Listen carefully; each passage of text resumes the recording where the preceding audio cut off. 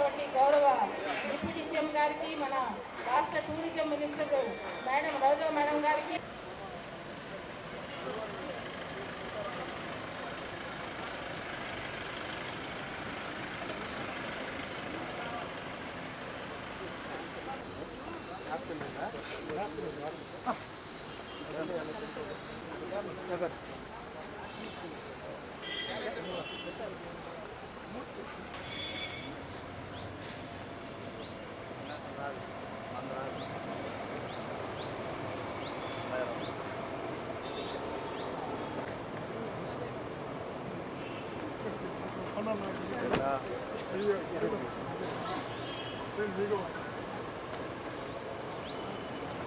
ఇప్పుడే మాట్లాడాను.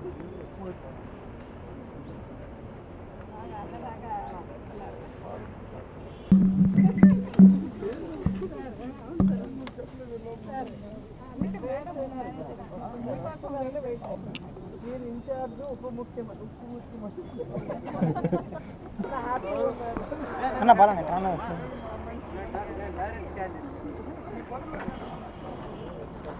అవును, అందుకే నన్ను అరేనా ఉప ముఖ్యమంత్రి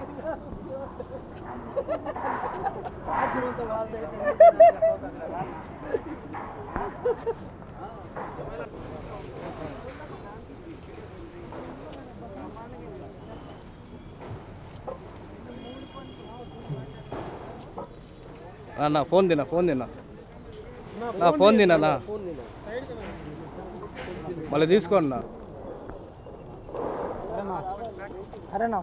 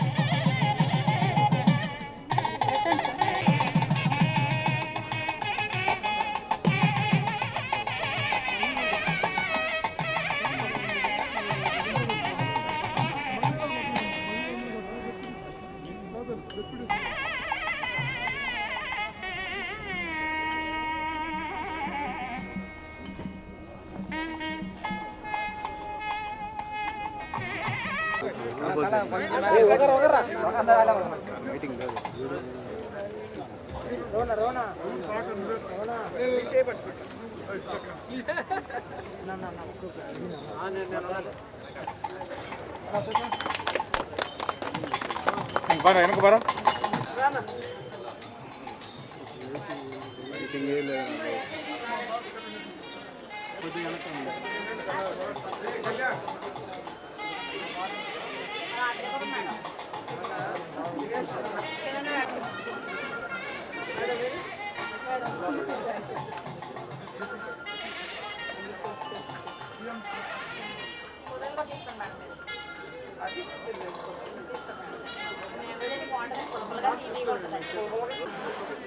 No. Na. Are na.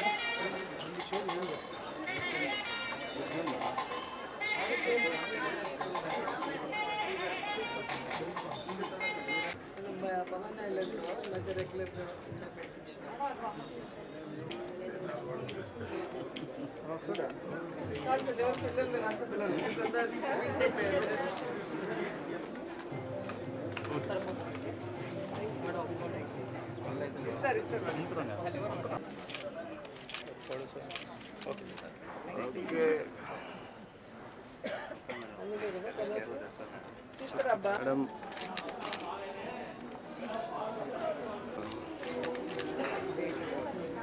పేరమ్మా?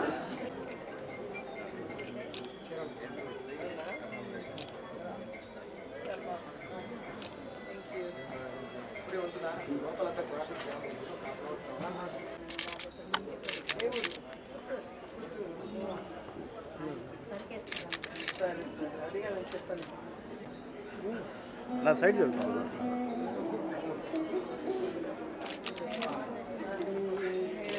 చాలా బాగున్నాయమ్మా. మీ వల్ల ఏపీ సిద్ధ జ్ఞాపకం వచ్చాడు. ఏ?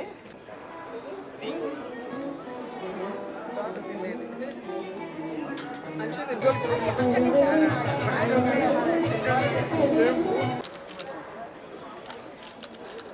కార్తీకనా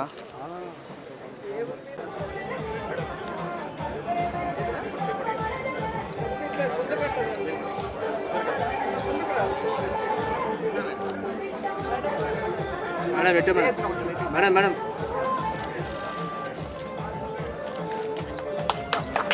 మేడం పెట్టు మేడం సార్ ఇవ్వండి. మనం అన్నది ఎగిరిపోయినాం. అక్కడ మాత్రం కొన్నారని మన పైన company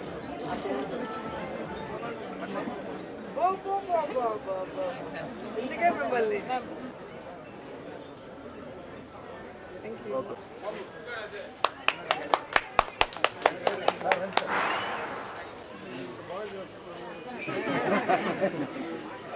small industries development to keep on supporting this kind of stores to run in Hyderabad, Vizag, Vijayawada, any place. That is part of our other than direct financing facilities. మీతో diamond కొనిచ్చుకుంటా, ఏదైనా కొనిచ్చుకుంటా ఏమన్నదన్నా?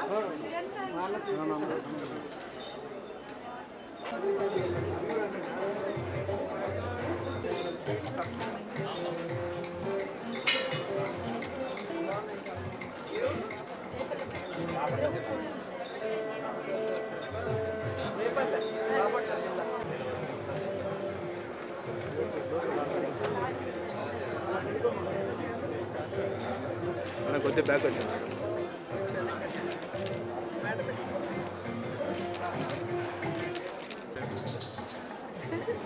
శారీస్ ఇవన్నీ మేమే పెట్టుకుని చూడగలం. మాకు ఒక plus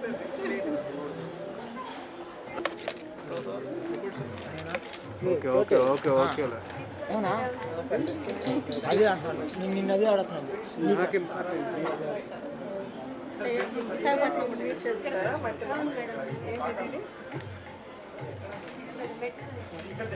madam కొద్దిగా back రండి మేడం మేడం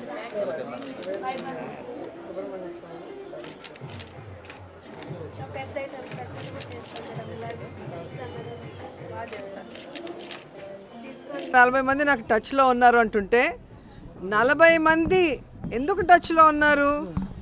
మీ పార్టీలో 175 సీట్లు కంటెస్ట్ చేయడానికి అభ్యర్థులు లేక టచ్లో ఉన్నారా? లేక ఎలాగూ పార్టీ లేదు బొక్క లేదన్నారు కదా, తెలుగుదేశం పార్టీ ఎలాగో మూసేస్తారు, వైఎస్ఆర్సీపీలోకి రావాలంటే ఎవరి ద్వారానైనా వచ్చి జగన్ గారితో మాట్లాడాలని ప్రతి ఒక్కరికి టచ్లోకి అచ్చెన్నాయుడు గారు వెళ్తున్నారని నేను అడుగుతున్నా. సో ఈరోజు 175కి 175 సీట్లు క్యాండిడేట్లు పెట్టడానికి సింగిల్గా రావడానికి జగన్మోహన్ రెడ్డి గారు ఎప్పుడూ రెడీగా ఉన్నారు. కానీ ఈరోజు పవన్ కళ్యాణ్ గారికి కానీ తెలుగుదేశం పార్టీకి కానీ ఎక్కడా కూడా ఆ దమ్ము ధైర్యం లేదు. ఇంతవరకు 175 క్యాండిడేట్లు రెండు పార్టీలకి లేవు. మరి వాళ్ళకి మా వాళ్ళలో టచ్లోకి పోవటం ఎంతవరకు అనేది వాళ్ళు ఆలోచించుకోవాలి.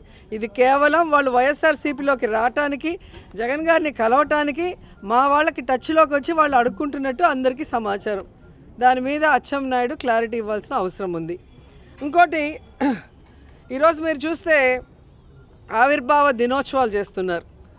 ఏ ఎన్టీఆర్ గారు అయితే తెలుగుదేశం పార్టీని స్థాపించారో ఆ ఎన్టీఆర్ గారిని వెన్నుపోటు పొడిచి మానసిక శోభకి గురిచేసి ఆయన మరణానికి కారణమైన చంద్రబాబు నాయుడు ఎన్నికల్లో వస్తున్నాయి తాను అపోజిషన్లో ఉన్నప్పుడు మాత్రం ఎన్టీఆర్ గారి గుర్తొచ్చి ఆయన స్టాచ్యూలకి పూలమాలలు వేయటము, ఆయన గురించి ఏ విధంగా ప్రతి మండలంలో కూడా కార్యక్రమాలు చేయమని చెప్పడం అనేది మనం చూస్తున్నాం. కానీ అధికారంలో ఉన్నప్పుడు కనీసం ఆయన పార్టీ ఆఫీసులో కూడా ఎన్టీఆర్ గారి ఫోటోలు లేకుండా బయట ఎత్తి పడేసింది మనం చూసాం. ఈరోజు నేను సూటిగా తెలుగుదేశం పార్టీ వాళ్ళని అలాగే చంద్రబాబు నాయుడు గారు లోకేష్ని అడుగుతున్నాను, మీకు ఎన్టీఆర్ గారి మీద గౌరవం ఉన్నా మీకు ఎన్టీఆర్ మీద ప్రేమ ఉన్నా మీరు అధికారంలో ఉన్నప్పుడు ఎందుకు ఎన్టీఆర్ గారి పేరు మీద ఒక్క యూనివర్సిటీ కట్టలేదు, ఒక మెడికల్ కాలేజ్ ఎందుకు కట్టలేదు, ఒక డిగ్రీ కాలేజ్ కూడా ఎందుకు కట్టలేదు ఎన్టీఆర్ గారి పేరు మీద నేను అడుగుతున్నాను. ఎన్టీఆర్ గారికి 100 సంవత్సరాలు అవుతుంది అంటున్నారు, మరి ఎందుకు మీరు అధికారంలో ఉన్నప్పుడు ఆ సంబరాల్ని స్టార్ట్ చేయలేదు అంటున్నాను. ఎన్టీఆర్ గారిని ఆయన కుటుంబాన్ని ఎప్పుడు అపోజిషన్లో ఉన్నా కూడా కరేపాకులాగా వాడుకోవడం, తీసి పడేయటం తప్ప ఏ రోజు వాళ్ళకి గౌరవించాలి, వారికి పార్టీ పగ్గాలు ఇవ్వాలన్న ఆలోచన చంద్రబాబు నాయుడుకి, లోకేష్కి లేదు. ఈరోజు కూడా ఎన్నికలు దగ్గరకు వస్తున్నాయి కాబట్టి ఈ పార్టీ ఆవిర్భావ దినోత్సవాలు ప్రతి మండలంలో జరుపుతూ ఏ విధంగా ఎన్టీఆర్ గారి స్టాచ్యూకి దండలు వేయటము, ఆయన్ని పొగట్టం మనం చూస్తున్నాం. మరి ఎన్టీఆర్ గారు మంచోళ్ళని ప్రజలు మేము చెప్తున్నాం, మీరేగా ఆయన అలాంటివాడు ఇలాంటివాడు అని చెప్పి కుర్చీలో నుంచి లాగేసి ఆయనకి మైక్ ఇవ్వకుండా ఆయన పార్టీని లాగేసుకున్నారు. అలాంటి మీరు ఈరోజు ఆయన్ని పొగుడుతున్నారు అంటే దానికి అర్థం ఏంటో ప్రజలందరూ కూడా అర్థం చేసుకోగలరని కూడా ఈ సందర్భంగా తెలియజేసుకుంటున్నాను. ఇక పిల్ల పిత్రేగాడు వార్డు మెంబర్కి ఎక్కువ, ఎమ్మెల్యేకి తక్కువ లోకేష్ గారు. వీడు ప్రతి కాన్స్టిట్యున్సీకి వెళ్ళి ప్రతి ఒక్కరిని కూడా ఏ విధంగా రెచ్చగొట్టే విధంగా మాట్లాడుతున్నాడు, ఎమ్మెల్యేలని, మంత్రుల్ని. అంటే వీడు న్యూస్లో ఉండటం కోసం పెద్ద చిన్న లేకుండా ఏది పడితే అది మాట్లాడుకుంటూ పోవటం అనేది మనం గమనిస్తున్నాం. వీడికి నేను స్ట్రిక్ట్గా వార్నింగ్ ఇస్తున్నా, మేము అధికారంలోకి వస్తే ఎమ్మెల్యేలని తరిమి కొడతాను, కార్యకర్తల్ని ఉరికించి కొడతానని చెప్పి లోకేష్ అన్న మాటలు వాపస్ తీసుకోవాలి. లేదంటే ఈరోజు అధికారంలో ఉన్న మేము ఆ పని చేసి చూపించాల్సి వస్తుందని కూడా గట్టిగా చెప్తున్నాను. అండ్ ఈరోజు మీరు తెలుసుకోవాల్సింది, ఎస్సీలు, ఎస్టీలు, బీసీలు, మైనారిటీలు, అలాగే ఓసీల్లో పేదవాళ్ళు అందరి కష్టాలు తన కష్టాలుగా భావించి జగన్మోహన్ రెడ్డి గారు ఈరోజు అందరికీ కూడా సంక్షేమాన్ని అందిస్తూ అదే సమయంలో అందరికీ కావాల్సిన అభివృద్ధిని కూడా అందిస్తూ అట్ ద సేమ్ టైం ఈ స్టేట్ని డెవలప్మెంట్ వైపుకు పరుగులు తీస్తూ దేశంలోనే బెస్ట్ సీఎంగా పేరు తెచ్చుకున్నారు.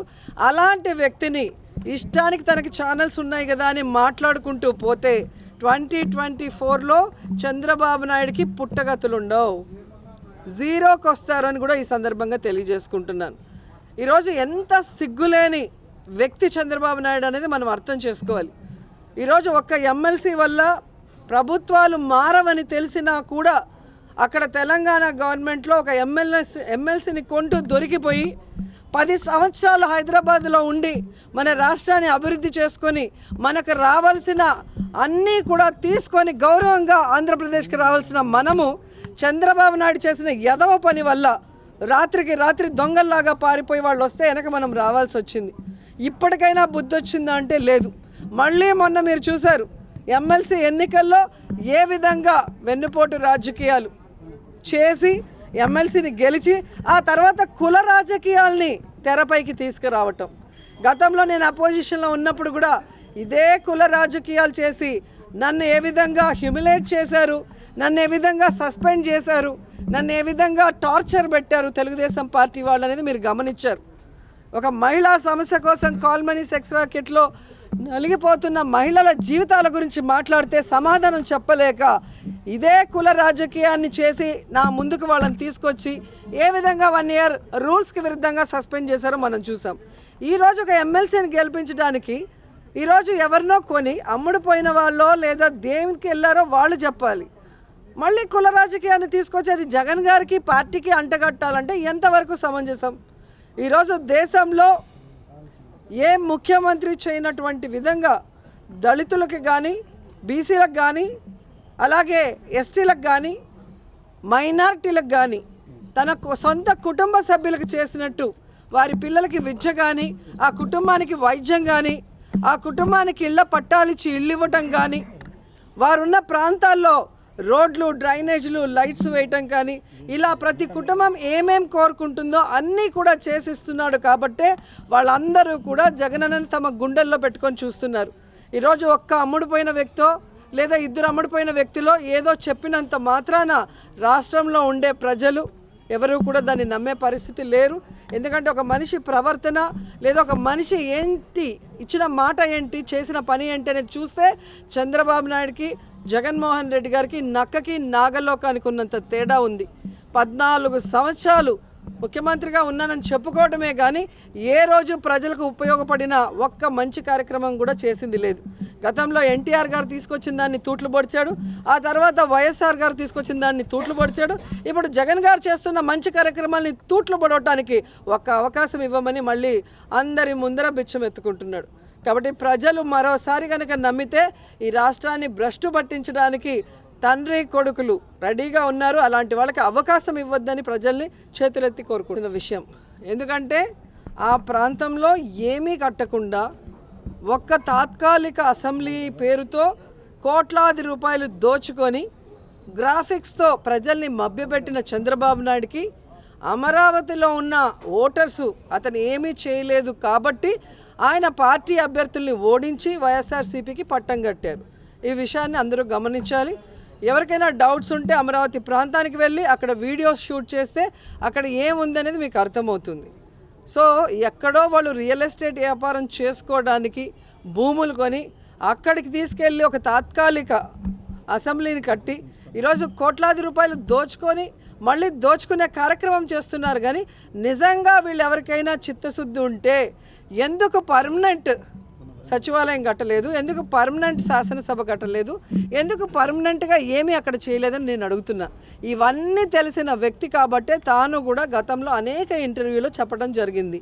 ఇది ఫేక్ పాదయాత్ర, రైతులు చేసే పాదయాత్ర కాదు, ఇక్కడ ఏమీ లేదు అని చెప్పిన వ్యక్తి ఈరోజు ప్లేటు ఫిరాయించి చంద్రబాబు నాయుడు ఇస్తున్న స్క్రిప్ట్ చదువుతుంది అంటే ప్రజలు కూడా ఆలోచించాల్సిన అవసరం ఉంది. అమరావతి ఓటర్స్కి అయితే పూర్తిగా క్లారిటీ ఉంది కాబట్టి అటు ఆర్కే గారిని ఇటు శ్రీదేవి గారిని గతంలో గెలిపించడం జరిగింది. మళ్ళీ 2024లో ఎన్నికలు వస్తాయి కదా, అప్పుడు ఇదే జై అమరావతి అనే వాళ్ళని రమ్మనండి. మేము అన్ని ప్రాంతాలు అభివృద్ధి చెందాలి, అన్ని ప్రాంతాల్లో ఉన్న ప్రజలకి మంచి జరగాలని కోరుకుంటున్నాం.